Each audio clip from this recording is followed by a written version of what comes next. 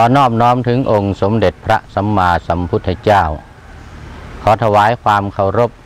ท่านเจ้าประคุณสมเด็จพระมหารัชมังคลาจารย์ผู้ปฏิบัติหน้าที่สมเด็จพระสังฆราชและพระมหาเถรานุเถระ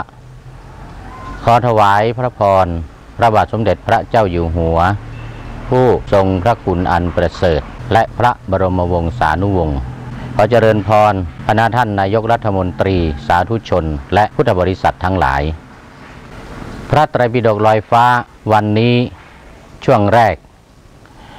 เป็นธรรมบรรยายโดยท่านอาจารย์พระภาสกรภูริวัฒโน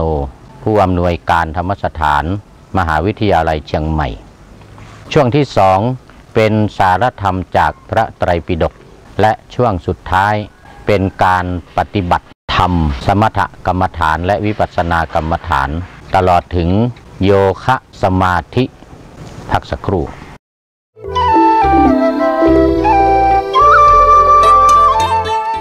ดูซิว่าผลลัพธ์จะเท่ากับเท่าไหร่ไหนใครคุ้มมอง10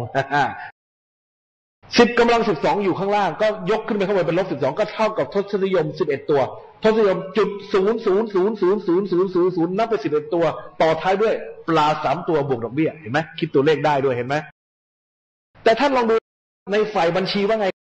ถ้ามีทศนิยมถ้ามี0หลังทศนิยมเกิน3ตำแหน่งปัดเศษทิ้งได้ไหมปัดเศษทิ้งได้ปิ้วปิ้วฉะนั้นในกรณีของพระอรหันต์ทั่วไปกรรมมันเหลือน้อยมากจนเข้าสู่ศูนย์ถือได้ว่าเป็นศูนย์ก็ปรับเป็นศูนย์ได้ฉะนั้นในกรณีสากลทั่วไปสำหรับพระอรหันต์โดยทั่วไปเมื่อท่านได้บรรลุธรรมเป็นพระอรหันต์แล้วกรรมทั้งหลายจึงกลายเป็นอโหสิกรรมมีเศษกรรมเหลือน้อยมากจนถือได้ว่าเป็นเหมือนกับเป็นศูนย์แต่กรณีขององคุลิมานยังเหลือเศษอะไรยังจะต้องถูกเขาปาหินเพราะว่าฆ่าคนต้อง1,000 คนบวกดอกเบี้ยถึงแม้มีล้านมาเป็นตัวหารมันก็ยังมีเศษเหลือค่อนข้างเด่นชัดก็คือโดนหินปาหัวอยู่เห็นไหมฉะนั้นยังเหลือเศษมากกว่าชาวบ้านเขาแต่ถ้าเป็นประเภทปลา3ตัวเนี่ยมันถือว่าเข้าสู่ศูนย์ปัดเศษเป็นศูนย์ได้เลยก็ประเภทอะไรประเภทใบไม้ปลิวหลุดจากขั้วมาโดนตัวเราหนึ่งจึ๊งจะเจ็บใจอะไรกันนักหนาล่ะก็เล็กน้อยเหลือเกินฉะนั้นหนีกรรมอัปเกรดได้โดยการยกคุณภาพชีวิตให้สูงขึ้นท่านทั้งหลายมีกรณีหนึ่งกรณีของพระโมคคัลลานะจำได้ไหมกรณีของพระโมคคัลลานะท่านเป็นพระอรหันต์และเป็นพระอรหันต์ที่เป็นอัครสาวกด้วยแต่กรรมของท่านรุนแรงเพราะถือว่าเป็นกรรมที่เป็นอนันตริยกรรมท่านเคยวางแผนฆ่าพ่อฆ่าแม่ไว้ในอดีตครั้งนั้นท่านเกิดมาแล้วก็เป็นลูกของพ่อแม่ซึ่งตาบอดแล้วก็มีเมียสุดท้ายเมียเนี่ยยุให้ทิ้งพ่อทิ้งแม่หรือฆ่าพ่อฆ่าแม่ซะก็เลยวางแผนพาพ่อแม่เข้าไปในป่าและทำทีว่าเป็นเดินออกไปหาอะไรแล้วย้อนกลับมาทำตัวเป็นโจรแล้วก็มาทุบตีพ่อแม่แต่พ่อแม่ร้องไม่ได้ร้องขอชีวิตแต่ร้องให้ลูกหนีไปด้วยความห่วงลูกก็เลยเกิดความสำนึกขึ้นมาก็เลยเปลี่ยนใจไม่ทำแต่ด้วยกรรมอันนี้นะครับเจตนามันถึงพร้อมแล้วนะเจตนาคือฆ่าพ่อแม่ถึงแม้ทำไม่สำเร็จก็คือเปลี่ยนใจอ่อนซะก่อนแต่เจตนามันถึงแล้วฉะนั้นมันมีผลถึงไม่อนันตริยกรรม 100% ก็จิตเขาเรียกว่าปริมอนันตริยกรรมผลก็คือท่านต้องเสวยกรรมถูกโจรทุบตีมาทุกภพทุกชาติจนมาถึงชาติสุดท้ายก็มาเป็นพระอรหันต์แล้วก็ยังถูกโจรตามทุบตีอีกสุดท้ายท่านมาดูว่าอดีตกรรมท่านทำอะไรไว้ท่านจึงน้อมใจยอมรับกรรมและปล่อยให้โจรทุบตีจนแหลกเหลวแล้วก็ใช้อำนาจของฤทธิ์นะครับรวมร่างกายกลับไปกราบทูลลาตายกับพระสัมมาสัมพุทธเจ้าอีกครั้งหนึ่งถูกกราบทูลลานิพพานปรินิพพานเอาละท่านทั้งหลายนี่คือกรณีที่เรียกว่ารุนแรงที่สุดแล้วก็คือเอาร่างกายครั้งสุดท้ายใช้กรรมเป็นครั้งสุดท้ายอันนี้จะไม่มีอะไรมากกว่านี้อีกแล้วฉะนั้นท่านดูให้ดีนะเรื่องการใช้กฎใช้กรรมถ้าท่านสามารถเป็นพระอรหันต์ได้กรรมทั้งหมดทั้งปวงที่ทำมากี่ภพกี่ชาติเกี่ยวกับเรื่องโลกแอคชั่นกับโลกเนี่ยครับมันจะมารวมส่งผลในชาติสุดท้ายแต่ว่ามันมาสัมพัทธ์กับค่าตัวที่เพิ่มขึ้นเห็นไหมค่าฉะนั้นกรรมที่ทำมากี่ภพกี่ชาติเนี่ยมันมารวมกันส่งผลชาติสุดท้ายแต่ขณะเดียวกันกรรมที่ท่านคุณค่าของตัวท่านที่เพิ่มขึ้นจนถึงเป็นพระอรหันต์มันก็มาเบียดกันพอดีอย่างมากสุดก็คือเอาร่างกายนี้ชดใช้กรรมเป็นครั้งสุดท้ายก็กรณีของท่านพระมหาโมคคัลลานะ เอาละสมมติว่าวันนี้กรรมที่ท่านเอาทำเอาไว้จะส่งผลแก่เราในฐานะปุถุชนจนถึงตายท่านทั้งหลายกรรมที่เราทำไว้ตอนนั้นเป็นทุศีลใช่ไหมฆ่าตัวหนึ่งใช่ไหมมันส่งผลในวันนี้ในขณะซึ่งเราเป็นปุถุชนกรรมเก่าพร้อมดอกเบี้ยส่งผลแก่เราในฐานะปุถุชนค่าตัวเท่าไหร่100ทุศีลค่าตัว1ปุถุชนค่าตัว100ก็มี100มาเป็นตัวหารแต่ผลลัพธ์ก็คือตายอุ้ยน่ากลัวปรากฏว่าเรามีรางสังหรณ์รู้สึกมันขั้นคล้ามใจยังไงก็ไม่รู้ไม่สบายใจหงุดหงิดจำได้ว่าเคยไปอบรมกับท่านภาสกรท่านสอนให้สมทานศีลพุทโธธัมโมสังโฆสิ่งก็หนึ่งเป็นการใส่เจ้าสองเวลาครับสิ่งที่สามเป็นการสิ่งที่สี่เป็นพุทธศีลเป็นถึงจุฬาลักษณ์ของเราวันนี้ข้าพเจ้าในภาสกรตั้งใจรักษาศีลและวันนี้ข้าพเจ้าในภาสกรคือผู้มีศีลด้วยอำนาจศีลนี้ขอให้เดินทางเสด็จสวัสดิภาพอะไรก็แล้วแต่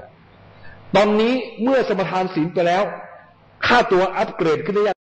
อัปเกรดจากความเป็นปุถุชนขึ้นมาเป็นอะไรเป็นกัลยาณชนเมื่อค่าตัวสูงขึ้นก็แทนที่จะมีเพียง100 มหารตอนนี้ก็มีอีก100คือค่าตัวของความเป็นกัลยาณชนมหารด้วย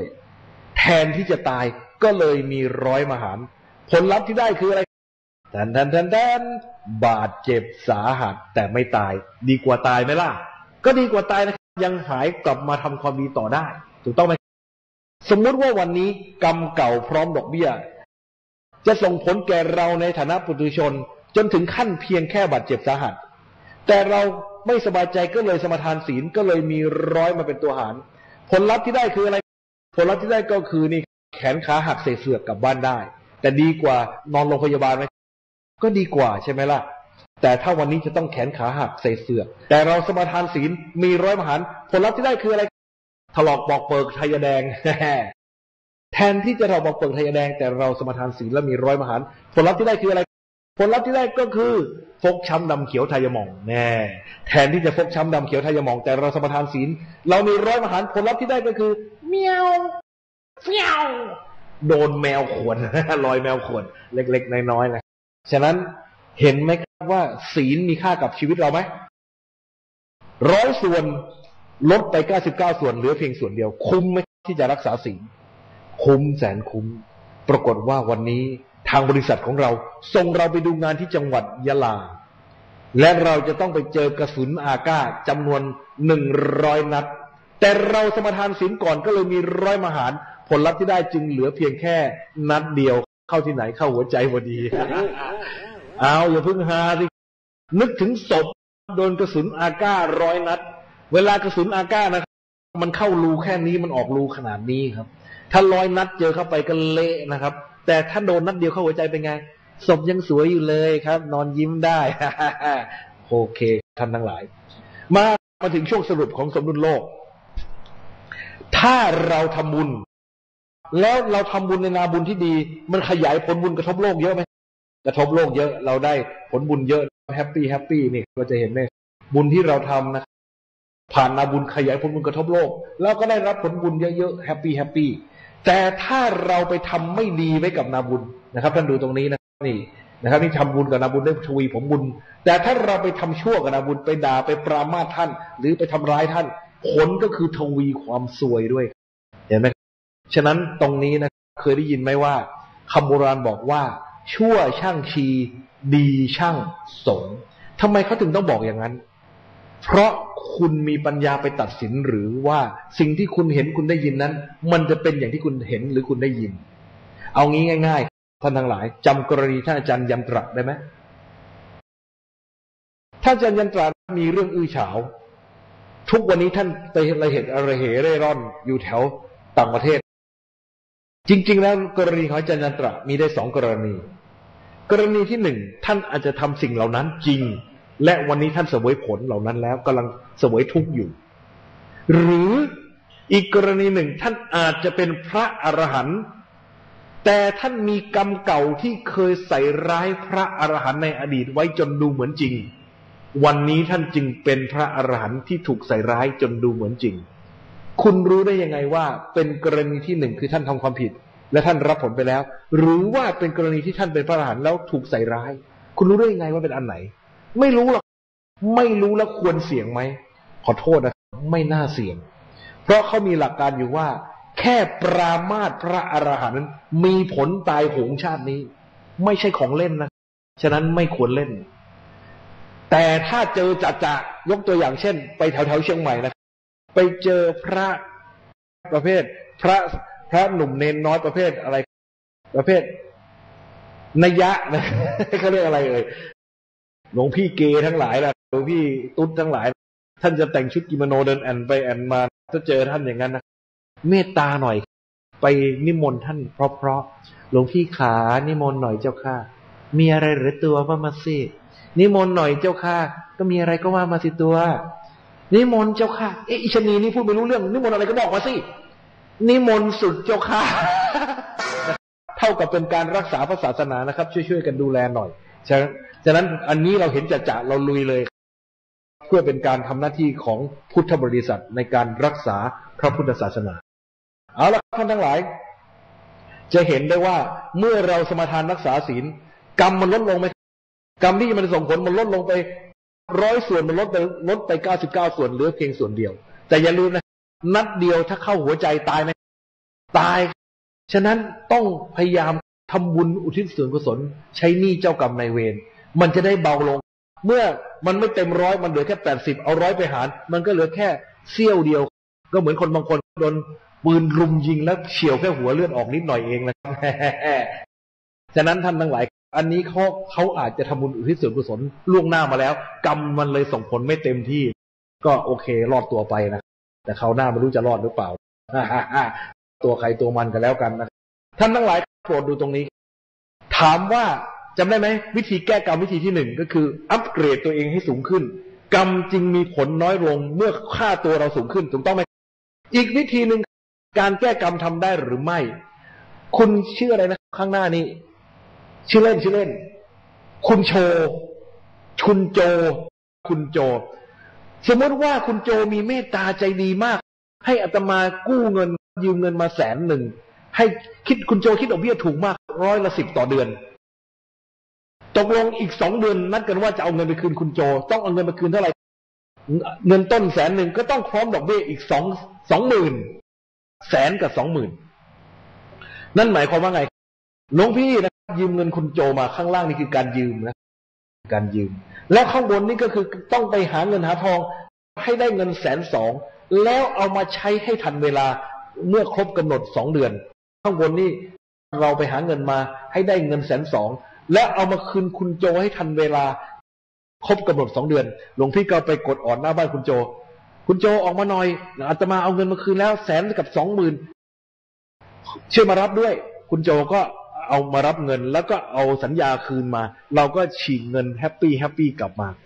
สรุปแล้วความทุกข์อันเกิดจากหนี้หมดไหมหมดความเป็นหนี้หมดไหมหมดแต่สามารถลบอดีตได้ไหมว่าไม่เคยยืมเงินคุณโจมาลบได้ไหมไม่ได้นั่นก็แปลว่าเราสามารถแก้กรรมได้โดยการทำกรรมใหม่นะทำกรรมใหม่ให้มีผลไปชดเชยผลของกรรมเก่าให้ทันเวลาทันท่วงทีก็ทำให้ผลมันไบแอสกันหรือมันสัมพันธ์กันเป็นอันว่าหมดทุกอันเกิดจากกรรมเหล่านั้นทำได้ไหมแก้กรรมแทนที่จะเอางี้ดีกว่าเปลี่ยนใหม่แทนที่หลวงพี่จะเอาเงินไปคืนคุณโจ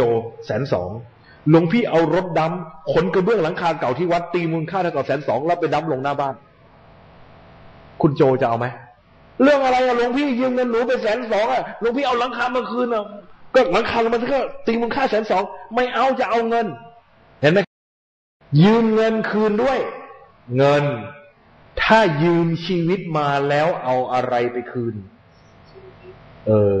น่าคิดนะเคยไหม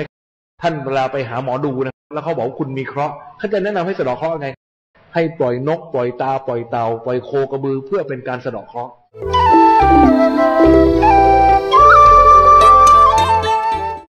พระไตรปิฎกช่วงนี้เป็นการเข้าวิปัสสนาตอนวิญญาณคำว่าวิญญาณยังสับสนในคนทั้งหลายส่วนใหญ่หมายถึงผีความจริงแล้วคำว่าวิญญาณแปลว่า รู้แจ้งหรือเห็นจริงรู้จริงมาจากคำว่าวิบวกกับยาวิแปลว่าแจ้งแปลว่าวิเศษแปลว่าต่างๆยาซึ่งมีณปัจจัยเข้ามาเป็นญาณนี่ก็หมายถึงความรู้เมื่อครั้งก่อนได้พูดถึงอารมณ์ของวิปัสสนาที่มีการปฏิบัติกันอย่างเป็นที่นิยมแต่ว่าการปฏิบัตินั้นก็แตกต่างกันไปได้พูดถึงสังขารซึ่งเป็นอันดับที่4ส่วนวิญญาณเป็นอันดับที่5ในขันธ์5เป็นกลุ่มแรกหรือเป็นชุดแรกในจำนวน6หมวดของอารมณ์วิปัสสนาคือขันธ์5อายตนะ12ธาตุ18อินทรีย์22อริยสัจ4และปฏิจจสมุปบาท12รวมแล้วเป็น13หัวข้อเป็นสิ่งที่ผู้ปฏิบัติวิปัสสนาจะต้องนำมาพิจารณาโดยการเข้าฌานอันดับแรกคือปฐมฌานซึ่งประกอบด้วยวิตกและวิจารณ์ได้แก่การนำเอาหัวข้อในอารมณ์ของวิปัสสนาขึ้นมาข้อใดข้อหนึ่งแล้วพิจารณาตีความหมายอธิบายความเรียกว่าวิตกและวิจารณ์ดังที่ได้กล่าวไว้แล้วหลายๆครั้งเมื่อไม่กี่วันมานี้ก็ไปบรรยายแก่พระนิสิตผู้ปฏิบัติวิปัสสนากรรมฐานอยู่ที่ศูนย์ปฏิบัติวิปัสสนากรรมฐานวัดน้ำบ่อหลวงอำเภอสันป่าตองจังหวัดเชียงใหม่ก็ได้ถามพระนิสิตที่ปฏิบัติมาแล้วประมาณ7-8 วันว่ารูปไหนได้เข้าฌานบ้างปรากฏว่าไม่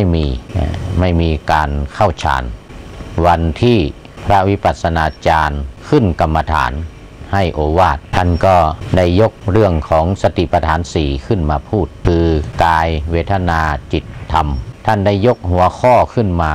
ยกสติปัฏฐาน4ขึ้นมากายานุปัสสนาเวทนานุปัสสนาจิตตานุปัสสนาธรรมานุปัสสนาแล้วก็อธิบายพิจารณาเนื้อหาสาระของสติปัฏฐาน4ทั้งหมดทั้ง4ข้อให้ฟัง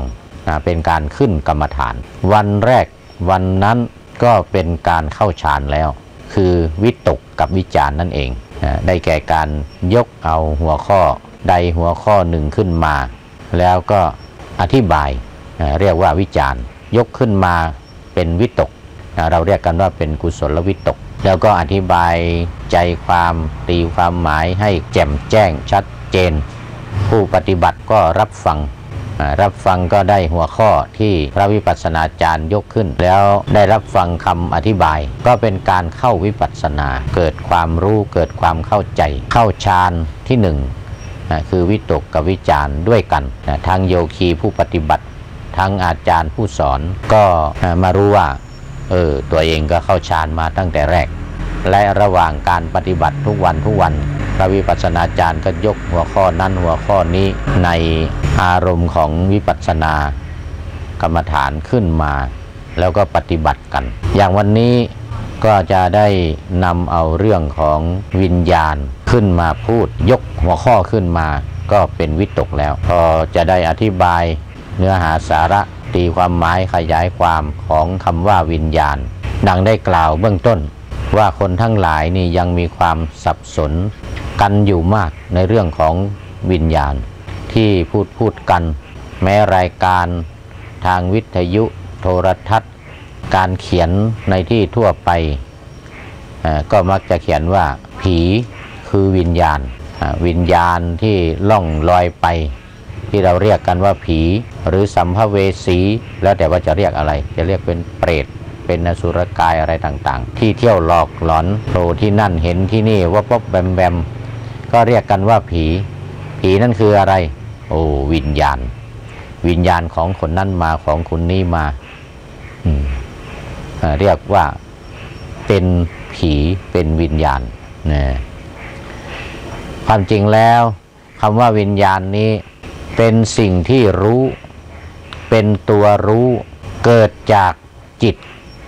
ภ ายในร่างกายของเราซึ่งร่างกายของเรานั้นมันมีอยู่2 อย่างคือมีกายกับจิตส่วนที่เป็นจิตนั้นก็จะมีการรู้เกิดขึ้นการรู้ภายในจิตเกิดขึ้นหลังจากที่ได้รับการสัมผัสระหว่างอายตนะภายนอกกับอายตนะภายในคือตาหูจมูกลิ้นกายและใจอันนี้เป็นอายตนะภายในรูปเสียงกลิ่นรสสัมผัสและธรรมารมณ์เป็นอายตนะภายนอกที่เข้ามาสัมผัสกันเช่นตาเห็นรูปก็เกิดความรู้ขึ้นว่านี่คือรูปไม่ว่าจะเป็นแสงเป็นสีขาวสีแดงสีเหลืองหรือแสงสว่างต่างๆแสงสีฟ้าแสงสีส้มแสงสีขาวไม่ว่าแสงนั้นจะเป็นสีอะไรก็ถือว่าเป็นรูปที่เราเห็นที่ตาเห็นที่ประสาทตาของเราไปสัมผัสเมื่อเกิดการสัมผัสขึ้นการเห็นรูปขึ้นแล้วตัวรู้ที่เกิดอยู่ภายในว่านี่คือรูปนะนี่คือแสงนี่คือสีนะรูปนั้นรูปนี้อันนี้เป็นต้นก็ถือว่าเป็นสิ่งที่รู้ภายในจึงเรียกกันว่าวิญญาณเพราะฉะนั้นวิญญาณก็คือการรู้ของจิตภายในแล้วเมื่อจิตนี้ออกจากร่างนี้ไปเรียกว่าจุติไปปฏิสนธิที่ใดที่หนึ่งหรือไม่ได้ปฏิสนธิที่ใดที่หนึ่งก็เป็นสัมภเวสีล่องลอยไปมาตรงนั้นคือจิตของเรานี้เองที่ออกไปจิตของเรานี้เองที่ออกไปแล้วก็ไปปรากฏที่นั่นที่นี่ไปเกิดเป็นสัตว์เดรัจฉานไปเกิดในนรกไปเกิดบนสวรรค์ที่ไหนก็ตามจิตนั่นเป็นสิ่งที่ไปเกิดเพราะฉะนั้นไอ้ที่เราเรียกกันว่าผีเราเรียกกันว่าวิญญาณที่ปรากฏที่นั่นที่นี่มันก็จะหมายถึงจิตเรานั่นเองที่ออกไปแล้วปรากฏที่นั่นที่นี่ความหมายของคำว่าวิญญาณก็จึงมาจากจิตนี้เองเราก็ไปตีความหมายกันว่าโอ้วิญญาณนะมันคือผีเหล่านี้เป็นต้นเอาละวันนี้เราได้พิจารณาเข้าวิปัสสนาในส่วนของอารมณ์วิปัสสนาในขันธ์5ข้อสุดท้ายข้อที่5คือวิญญาณก็หวังว่าจะเป็นที่เข้าใจว่าเมื่อเราเข้าฌานมาแล้วพิจารณาเรื่องของวิญญาณซึ่งอยู่ในอารมณ์ของวิปัสสนาก็เป็นการเข้าวิปัสสนาในส่วนของวิญญาณเอาละในช่วงนี้การบรรยายเกี่ยวกับเนื้อหาสาระพระธรรมจากพระไตรปิฎกก็หมดเวลาช่วงต่อไปเชิญติดตามรับชมการปฏิบัติวิปัสสนาแบบวิญญัติพักกันสักครู่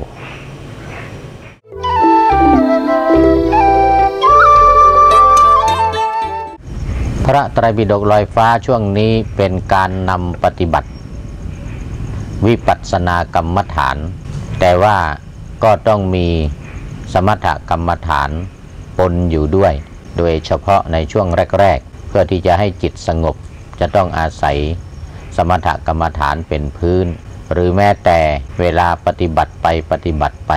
ก็จะมีการสลับสมถกรรมฐานเข้ามาเพื่อเป็นการเปลี่ยนอิริยาบถหรือแม้แต่การปฏิบัติในอารมณ์ของวิปัสสนาเองก็ยังมีสมถกรรมฐานอยู่ด้วยไปในตัวเช่นอย่างวันนี้จะได้ปฏิบัติตามอารมณ์ของวิปัสสนาในหัวข้อวิญญัติแปลว่าการเคลื่อนไหวซึ่งการเคลื่อนไหวนั้นต้องอาศัยอิริยาบถทั้ง4อิริยาบถใหญ่และมีอิริยาบถย่อยด้วยวิญญัตินั้นเป็นหมวดหนึ่งในอุปาทายรูป24หัวข้อในหมวดของวิญญัตินี่ก็เป็นส่วนหนึ่งของรูปทั้งสองคือมหาภูตรูป4และอุปาทายรูป 24ซึ่งรวมกันแล้วเป็น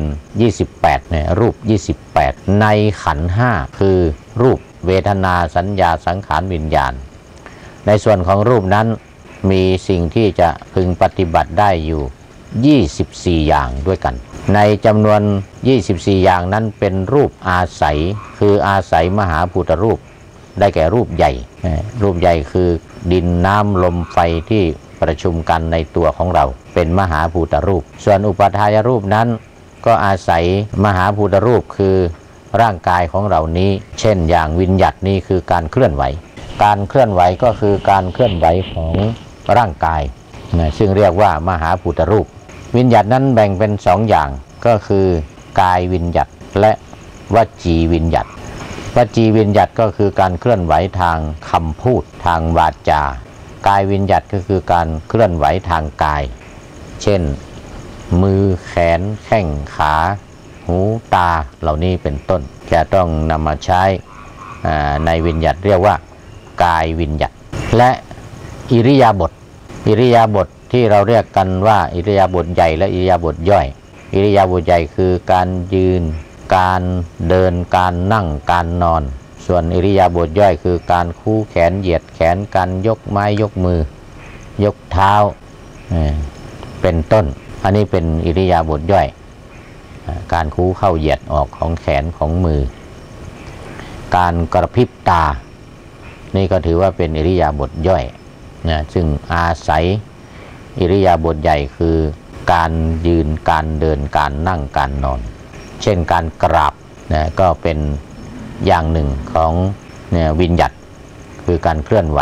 ร่างกายโดยการกราบลงกับพื้นเหมือนที่เคยทำการนั่งกราบการยืนกราบก็ถือว่าเป็นวิญญัติไปด้วยอารมณ์ของวิปัสสนานั้นก็มีสมถะปนอยู่ไปในตัว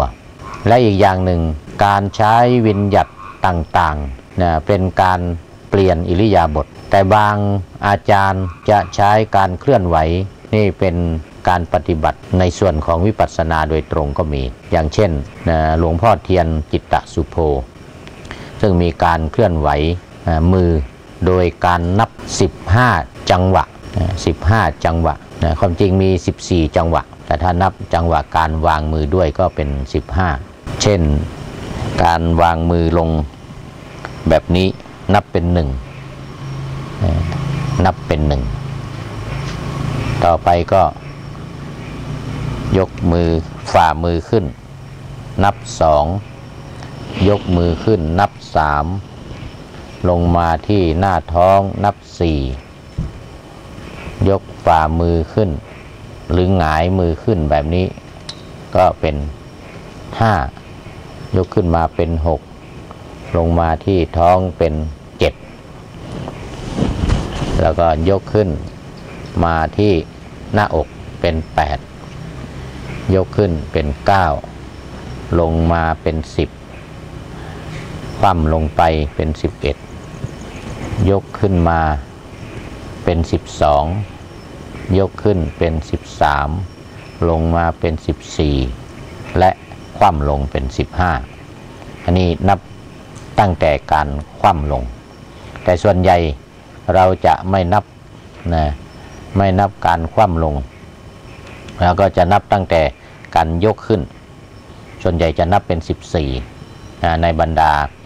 ลูกศิษย์ของหลวงพ่อเทียนก็จะทำกันหลายอย่างหนึ่งคือการหงายมือขึ้น1 2 3 4 5 6 7 8 9 10 11 12 13 14นี่เป็นอย่างที่1อย่างที่2นับ6กับ8 1 2 3 4 5 6แล้วก็1 2 3 4 5 6 7 8อย่างนี้ก็เป็น14เหมือนกันที่นับ14ก็เพราะว่าต้องการจะแบ่งจาก6กับ8ก็รวมเป็น14แล้วก็อย่างที่3นับ1 2 3 4 5 6 7นะนับแค่7ได้14คือข้างนี้7ข้างนี้7ก็เป็น14เหมือนกันนะอันนี้ก็เป็นวิธีการปฏิบัติแบบยกมือแล้วก็ทำเรื่อยไปเนี่ยขณะที่ฟังบรรยายขณะที่ปฏิบัติอยู่คนเดียวเนี่ยก็ทำอย่างนี้เรื่อยไปด้วยสติเนี่ยมีสติครอบครองอยู่ขณะที่ปฏิบัติรู้การยกรู้การวางรู้การพับมืออย่างนี้เป็นต้นสำหรับการกราบก็เป็นการเคลื่อนไหวทางกายการเดินก็เป็นการเคลื่อนไหวทางกายอีกเหมือนกันอย่างแบบของหลวงพ่อโชดกหลวงพ่อพระธรรมธีรราชมหามุนีก็มีการกราบแล้วก็การเดิน6จังหวะเหมือนกับที่เราเคยฝึกเดินกัน6จังหวะก็ถือว่าเป็นวิญญัติการเดิน6จังหวะการกราบแบบโยคีเรียกว่ากราบโยคีแบบมีสติ228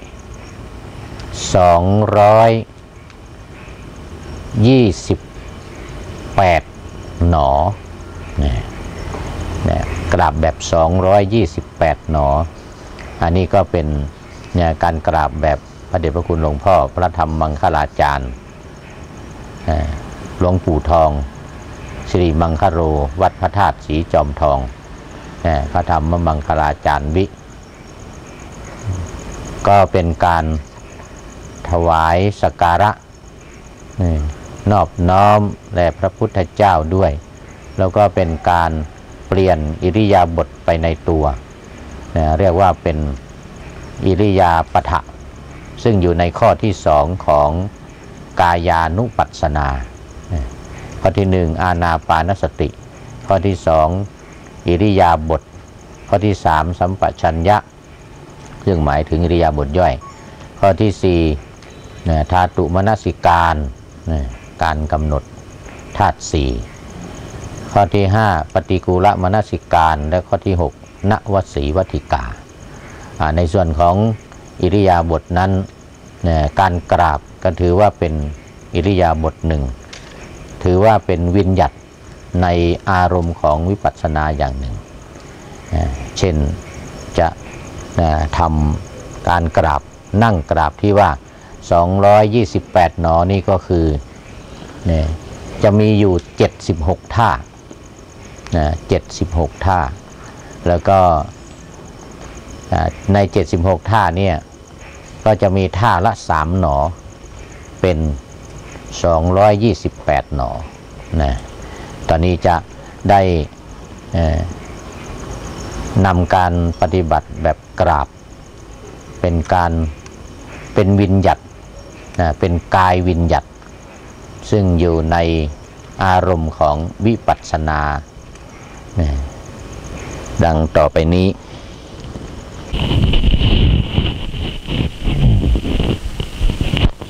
228ก็จะนับตั้งแต่นี้ไป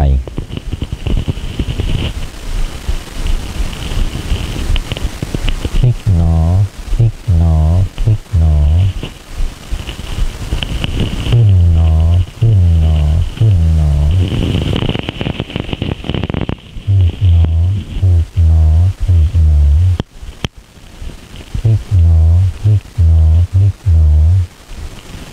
ขึ้นหนอขึ้นหนอขึ้นหน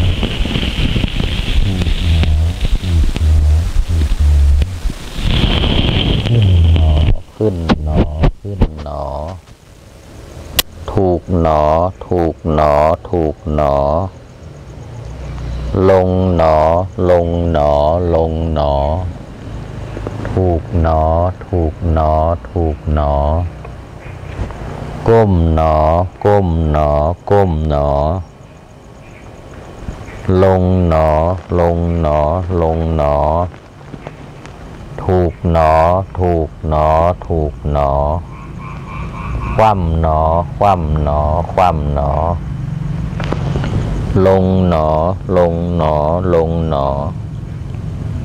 ถูกหนอถูกหนอถูกหนอคว่ำหนอคว่ำหนอคว่ำหนอลงหนอ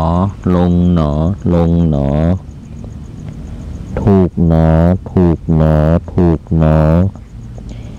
เงยหนอเงยหนอเงยหนอพลิกหนอพลิกหนอพลิกหนอขึ้นหนอขึ้นหนอขึ้นหนอถูกหนอถูกหนอถูกหนอพลิกหนอพลิกหนอพลิกหนอขึ้นหนอขึ้นหนอขึ้นหนอถูกหนอถูกหนอถูกหนอนี่เป็นรอบที่หนึ่งต่อไปจะเป็นรอบที่สองรอบที่สามก็เหมือนเดียวกันคือขึ้นแล้วก็ลงกราบขึ้นมาแล้วก็ขึ้นหน้าผากลงกราบครั้งสุดท้ายก็จะเอามือขวาลง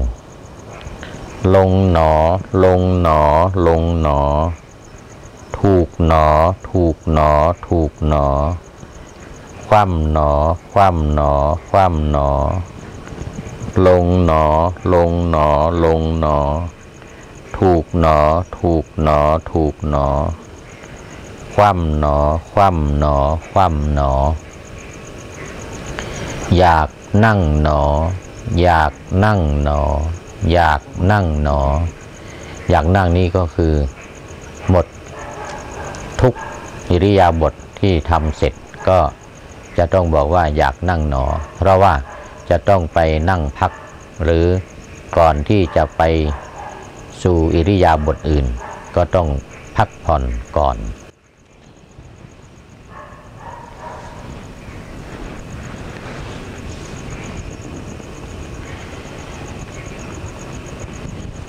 การแนะนำวิธีการปฏิบัติวันนี้ก็เป็นการพูดถึงการเคลื่อนไหวซึ่งเรียกว่าวิญญัติในหมวดหนึ่งของอุปาทายรูป24ก็คือกายวิญญัติและวจีวิญญัติดังที่ได้สาธิตการเคลื่อนไหวของร่างกายซึ่งส่วนใหญ่ก็จะใช้เป็นการสลับอิริยาบถที่เรานั่งยืนเดินหรือนอนนั่งยืนเดินหรือนอนอิริยาบถหลักดังที่กล่าวบ่อยๆอิริยาบถหลักคือการนั่งคือการนั่งการตรัสรู้การบรรลุธรรมของแต่ละองค์แต่ละท่านก็จะอาศัยการนั่งนานๆทีจะมีการยืนได้บรรลุหรือการเอนหลังลงนอนได้บรรลุเหมือนกับที่ท่านพระอานนท์เป็นต้นแต่อิริยาบถที่สำคัญคือการนั่งส่วนการยืนการเดินการกราบในวิญญัติต่างๆการพูดนั่นก็เป็นการสลับให้เป็นการเปลี่ยนอิริยาบถจากการนั่งแต่ว่าเมื่อการท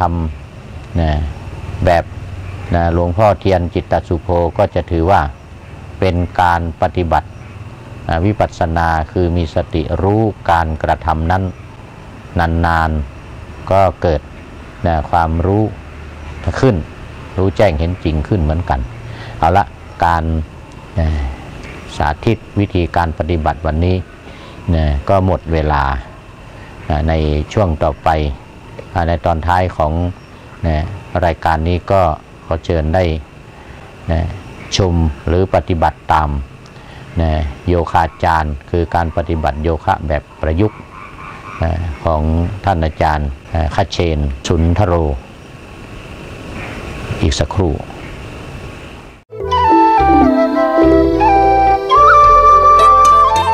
อีกครั้งหนึ่งสูดลมหายใจลึกๆนะปล่อยออกช่องปากทั้งหมดเราก็จะทำงี้เอาส้นมือขวามาไว้เหนือใบหูเรานะตั้ง ข้อศอกให้ขนานกับพื้นในขณะเดียวกันศีรษะดันสู้มือมือดันศีรษะนะสูดลมหายใจกั้นลมแล้วจึงดันนะกั้นลมไว้แล้วก็นับในใจ1 2 3แล้วก็พ่นออกทางปากทั้งหมดสูดลมหายใจเข้าจมูกอย่างเดียวแล้วก็ดัน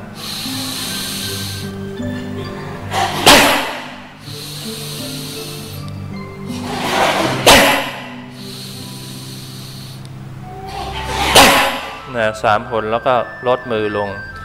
ลำดับต่อไปก็เอามือซ้ายเอาส้นมือซ้ายไปไว้เหนือใบหูด้านซ้ายนะข้อศอกขนานกับพื้นสูดลมหายใจเข้าแล้วก็กั้นลมไว้ปล่อยลมออกช่องปากทั้งหมด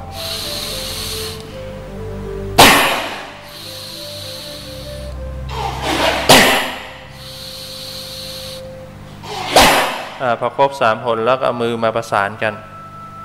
เอาส้นมือทั้งสองข้างมาไว้ที่บริเวณหน้าผากศีรษะดันสู้มือมือดึงไปด้านหลังสูดลมหายใจแล้วจึงดึง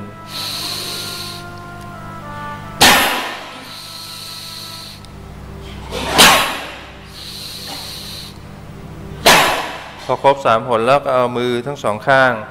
ไปไว้ที่ท้ายทอยศีรษะดันสู้มือมือดึงมาด้านหน้าสูดลมหายใจแล้วจึงดึง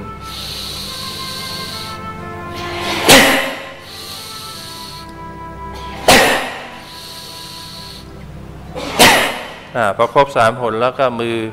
มาวางไว้ที่หัวเข่าสังเกตความเปลี่ยนแปลงภายในที่เกิดขึ้นเราจะพบว่าข้างในศีรษะเรายุบยิบใช่ไหมเลือดลมมันไปเลี้ยงศีรษะแล้ว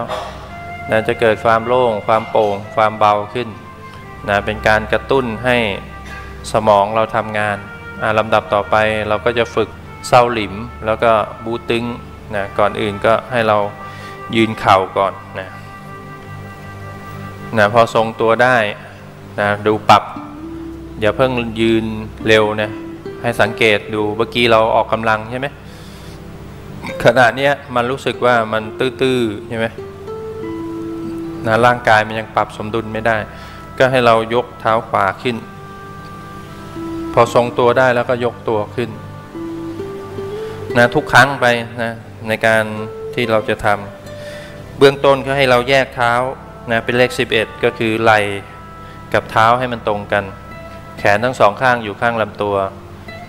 ในการทำเส้าหลิมนั้นเบื้องต้นก็ให้เราสะบัดข้อมือนะจากช้าแล้วก็ไปเร็วขึ้นนับให้ได้100 ครั้งเราต้องผ่อนคลายแขนทั้งสองข้างนะอย่าไปเกร็งอย่าไปฝืนนะคืนความอิสระแล้วก็สลัดจากช้าแล้วไปเร็วขึ้นนะเร็วขึ้นนะรับรู้ถึงความเปลี่ยนแปลงอาการเคลื่อนไหวที่เกิดขึ้นนะความรู้สึกที่เกิดขึ้นในขณะที่เราแฝงแขนจะรู้ถึงอาการตึงอาการหย่อนอาการไหวที่เกิดขึ้นมีความหนักมีความตึงที่เกิดขึ้นในขณะที่เราแฝงแขนเขย่านั้นรับรู้ถึงความยืดและอาการตึงที่เกิดขึ้นนะเพียงแต่ว่ารู้อาการที่มันเกิดขึ้นกับตัวเราเรียกว่ามีสติสัมปชัญญะรู้อาการเคลื่อนไหวที่เกิดขึ้นนั้นนับให้ได้100 ครั้งนะท่านใดที่ใกล้จะครบ100แล้วก็ลดความเร็วลงเนี่ยช้าลงจนในที่สุดหยุดนิ่งนะสังเกตความเปลี่ยนแปลงภายในที่เกิดขึ้นเหมือนมีตัวแมลงมาไต่ที่ปลายนิ้วเราทั้งหมดนะยิบนะเลือดลมเขาเลี้ยงแล้วนะไปเดินแล้วในเบื้องต้นก็ให้เราเงยหน้าขึ้นสูดลมหายใจเข้าลึกๆทางจมูกอย่างเดียวกั้นลมไว้นับ 1-5 ในใจแล้วก็ปล่อยลมออกช่องปากทั้งหมดสูดลมหายใจเข้าเงยหน้าขึ้น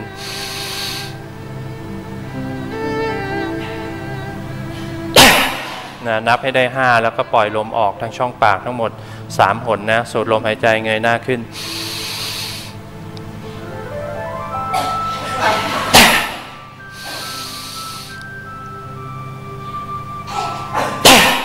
พอครบ3 หนแล้วนะย้ายความรู้สึกมาที่แขนทั้งสองข้างค่อยๆ ยกแขนขึ้นช้าๆเอาสติตามรู้อาการยืดตึงที่เกิดขึ้นยกขึ้นมาจนขนานกับพื้นนะแล้วก็หยุดนิ่งรับรู้ถึงความยืดตึงนั้นอยู่กับอาการยืดตึงที่เกิดขึ้นเงยหน้าขึ้นสูดลมหายใจอัดลงท้องอีก3 หน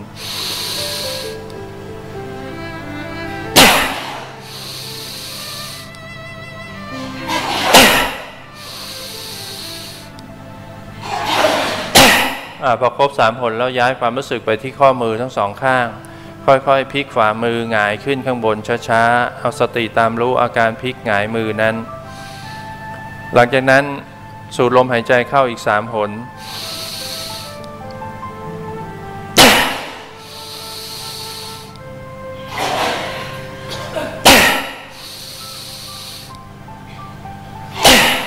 พอครบ3 หนแล้วย้ายความรู้สึกมาที่แขนทั้ง2 ข้างค่อยๆยกแขนทั้ง2 ข้างชูขึ้นไปข้างบนช้าๆเอาสติตามรู้อาการยืดตึงที่เกิดขึ้น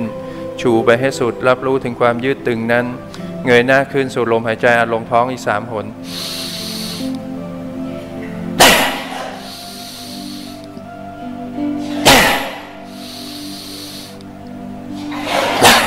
พอครบ3 หนแล้วเอามือทั้ง2 ข้างมาประสานกันลดมือที่ประสานกันวางไว้ที่ศีรษะเงยหน้าขึ้นแบะข้อศอกออกสูดลมหายใจอัดลงท้องอีก3 หน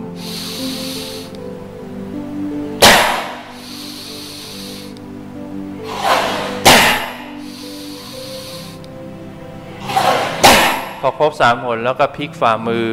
หงายขึ้นด้านบนต่อจากนั้นก็สูดลมหายใจอัดลงท้องอีก3 หน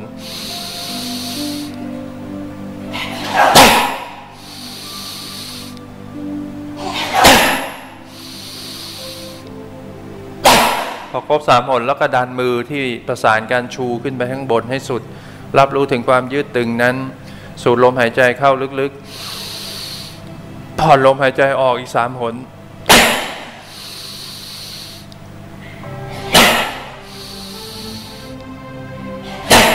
หลังจากนั้นแยกมือออกสูดลมหายใจเข้าลึกๆค่อยๆผ่อนลมออกค่อยๆก้มตัวลงเอามือทั้ง2 ข้างลงไปแปะพื้นได้แปะพื้นไม่ได้เอาปลายนิ้วแตะไม่ได้จับตะตุ่มไม่ได้หัวเข่ามืออยู่ที่เดิมเงยหน้าขึ้นสูดลมหายใจอัดลงท้องอีก3 หน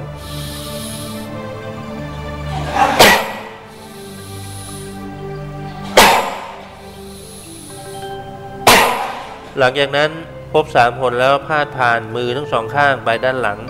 ชูขึ้นไปด้านบนเงยหน้าขึ้นสูดลมหายใจอัดลงท้องอีก3 หน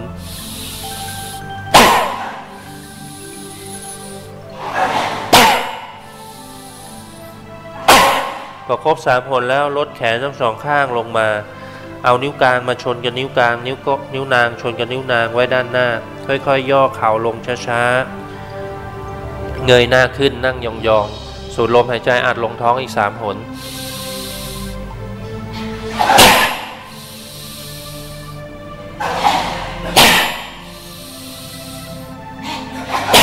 พอครบ3 หนแล้วก็ยกตัวขึ้นช้าๆเอามือที่ชนกันนั้นมาไว้ประมาณสะดือของเราหลังจากนั้นให้เราสูดลมหายใจเข้าลึกๆทางจมูกอย่างเดียวกั้นลมไว้พร้อมพลิกฝ่ามือคว่ำลงปล่อยลมพร้อมทิ้งมือสูดลมหายใจเข้าแล้วก็ยกมือขึ้นกั้นลมไว้พลิกฝ่ามือคว่ำลงอีก2 ครั้งนะเอามือไว้ที่สะดือ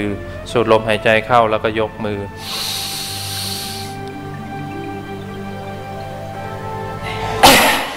อีกครั้งหนึ่งสูดลมหายใจเข้า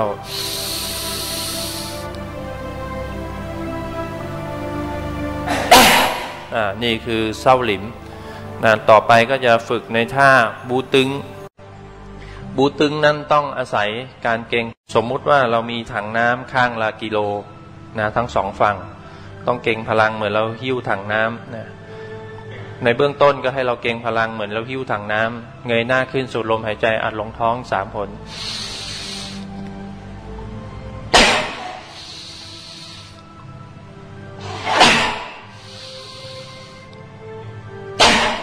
พอครบ3 หนแล้วก็ให้เรายกน้ำหนักนั้นขนานกับพื้นตอนนี้มันยกเร็วไม่ได้นะมันมีแรงถ่วงอยู่ยกขึ้นมาช้าๆเอาสติตามรู้จนขนานกับพื้นแล้วก็หยุดนิ่งเงยหน้าขึ้นสูดลมหายใจอัดลงท้องอีก3 หน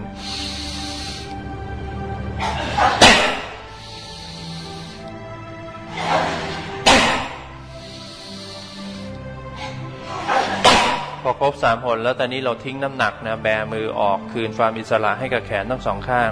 สูดลมหายใจอัดลงท้องอีก3 หน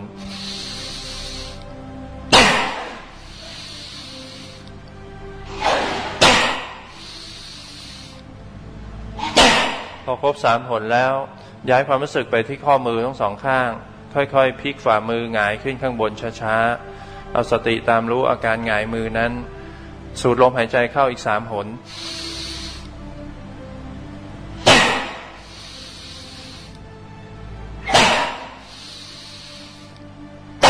พอครบ3 หนแล้วก็ยกแขนทั้ง2 ข้างชูขึ้นไปด้านบนช้าๆรับรู้ถึงความยืดตึงที่เกิดขึ้นเงยหน้าขึ้นสูดลมหายใจอัดลงท้องอีก3 หน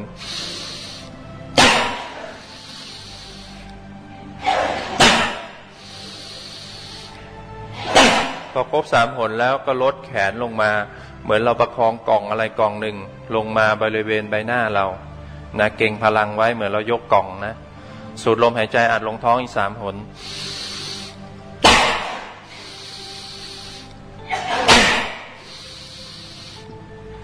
พอครบ3 หนแล้วค่อยๆย่อเข่าลงมาช้าๆเอาข้อศอกไปไว้ที่หัวเข่าทั้ง2 ข้าง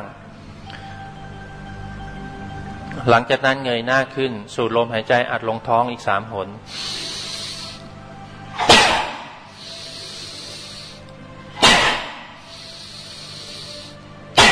หลังจากนั้นค่อยๆยกตัวขึ้นช้าๆเอามือขึ้นมาพนมไว้ระหว่างอกตั้งข้อศอกขนานกับพื้น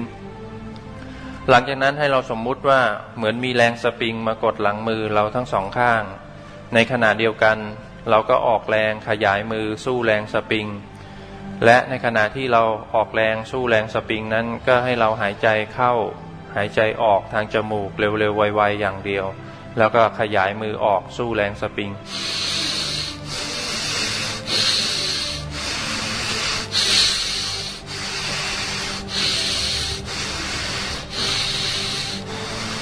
จนกลางมือออกสุดแล้วก็ขยาย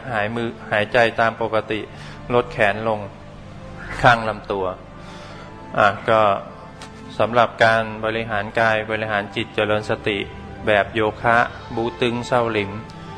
ก็ขอให้ทุกท่านนั้นเอาไปใช้ให้เกิดประโยชน์ในชีวิตประจำวันก็เป็นการฝึกเพื่อเจริญสติให้อยู่กับอาการเคลื่อนไหวของร่างกายในลักษณะที่เรียกว่าอยู่ในอิริยาบถย่อย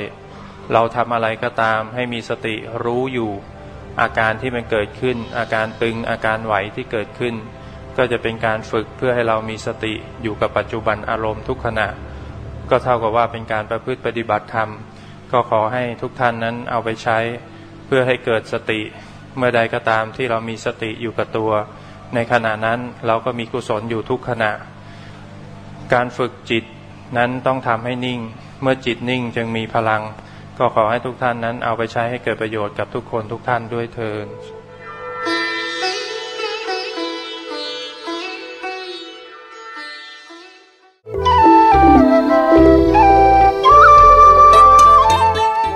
รายการพระไตรปิฎกลอยฟ้าวันนี้คงมีประโยชน์ต่อท่านผู้ชมไม่มากก็น้อยทั้งการแก้กรรมการเข้าวิปัสสนาการปฏิบัติวิปัสสนาช่วงวิญญัติขณะนั่งตามแบบหลวงพ่อเทียนและโยคะประยุกต์ของอาจารย์คเชนสุนทโรเชิญติดตามชมรายการพระไตรปิฎกลอยฟ้าครั้งต่อไปเวลาหมดละปะกันวันหลังขอให้ผู้ฟังสมหวังตัวหน้าสมหวังตัวหน้าขอเจริญพร